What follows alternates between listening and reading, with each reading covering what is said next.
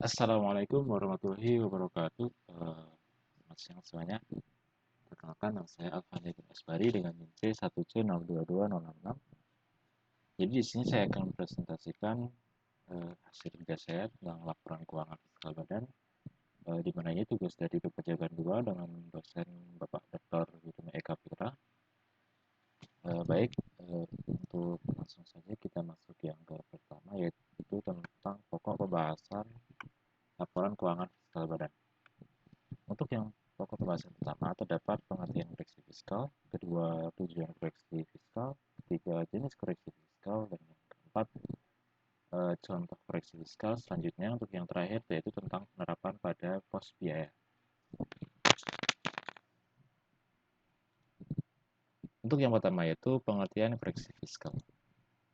Nah, pengertian koreksi fiskal ini rekonsiliasi atau juga sering disebut juga koreksi fiskal adalah satu cara agar bisa mencocokkan perbedaan yang ada dalam laporan keuangan komersial dengan laporan keuangan yang sudah disusun menggunakan sistem fiskal. Selain itu, rekonsiliasi atau koreksi fiskal juga bisa diartikan sebagai langkah wajib pajak atau WP yang mencocokkan laporan keuangan. Apabila terdapat perbedaan antara laporan komersial berdasarkan SAK dan laporan keuangan berdasarkan sistem fiskal. Untuk memenuhi kebutuhan laporan pajak, perusahaan perlu melakukan rekonsiliasi fiskal untuk menghasilkan laporan keuangan fiskal. Ini menurut Suryanti tahun 2021. Kita masuk ke tujuan koreksi fiskal. Adapun tujuan koreksi fiskal menurut Suryanti tahun 2021, tujuan rekonsiliasi fiskal ialah untuk menentukan besarnya laba kena pajak yang digunakan sebagai dasar pengenaan pajak penghasilan atau PPh sehingga diperoleh pajak penghasilan badan berutang yang sesuai dengan ketentuan pajak atau ketentuan perpajakan. Adapun tujuan koreksi fiskal yang lain yaitu yang pertama pengecekan draft pajak, kedua alat untuk memenuhi draft laporan, ketiga meminimalisir salah hutang pajak. Dan selanjutnya kita masuk ke jenis koreksi fiskal. Jenis koreksi fiskal itu ada dua. Dalam peraturan perpajakan Undang-Undang Nomor 36 disebutkan koreksi fiskal dibagi menjadi dua, antara lain yang pertama koreksi fiskal negatif dan positif.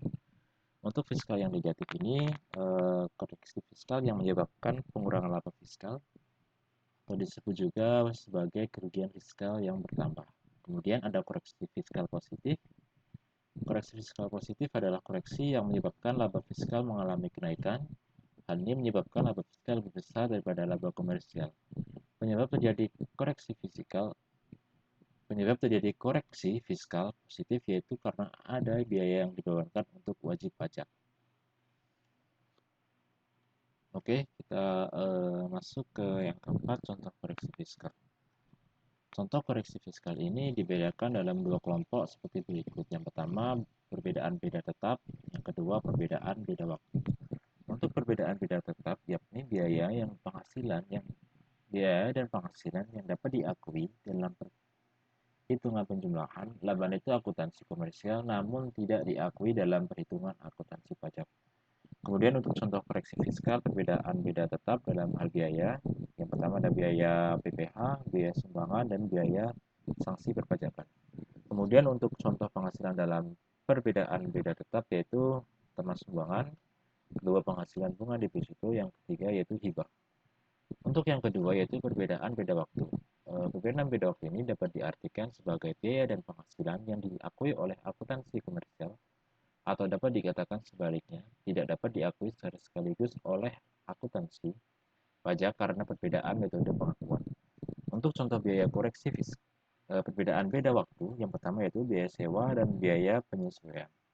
Dan penghasilan koreksi fiskal, perbedaan beda waktu antara lain pendapatan lebih selisih kurs. Termasuk yang kelima, penerapan pada pos biaya. Penerapan pada pos biaya ini antara lain yang pertama yaitu ada rekonsiliasi penghasilan yang sudah terkena pajak penghasilan akhir atau final. Kemudian yang kedua yaitu ada pos rekonsiliasi penghasilan yang bukan objek pajak. Kemudian yang ketiga, ada juga wajib pajak yang mengeluarkan biaya namun tidak mempengaruhi biaya pengurangan penghasilan bruto. Untuk yang keempat yaitu selanjutnya Ada juga wajib pajak yang menggunakan metode pencatatan berbeda dari aturan pajak yang sudah ditetapkan. Dan yang terakhir yaitu ada juga pos wajib pajak yang mengeluarkan biaya untuk mendapatkan pendapatan yang sudah terkena pajak penghasilan akhir atau final, serta pendapatan yang sudah terkena pajak penghasilan non-final. Untuk kesimpulan yang bisa kita raih yaitu rekonsiliasi atau koreksi fiskal adalah suatu cara agar bisa mencocokkan perbedaan yang ada dalam laporan keuangan komersial dengan laporan keuangan yang disusun menggunakan sistem fiskal. Jenis koreksi fiskal ini dibagi menjadi dua, yaitu koreksi fiskal negatif dan positif. Tentu juga koreksi fiskal juga terbagi ke dalam dua kelompok, perbedaan beda tetap dan perbedaan beda waktu. Sekian